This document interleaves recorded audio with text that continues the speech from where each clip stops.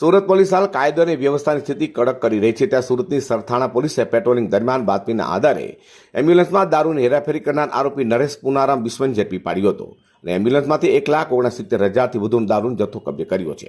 ત્યારે બુટલેગર કિશન રત્નારામ બિસ્નોઈ ભાગી છૂટ્યો હતો, જે લઈને સરથાણા પોલીસે દારૂનો જથ્થો કબજે લઈ વધુ તપાસ હાથ ધરી છે. એક પરપ્રાંતીય વિદેશી દારૂનો ગુનો રજીસ્ટર કરેલ છે.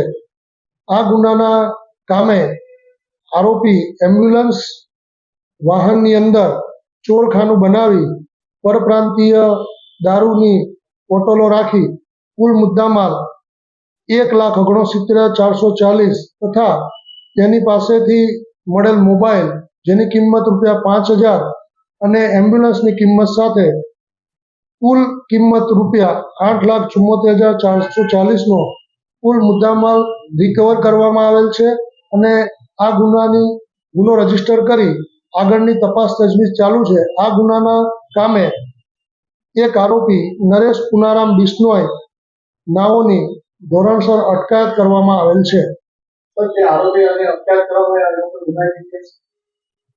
ઉપરોક્ત આરોપીનો હાલ કોઈ ગુનાહિત ઇતિહાસ જણાઈ આવેલ નથી.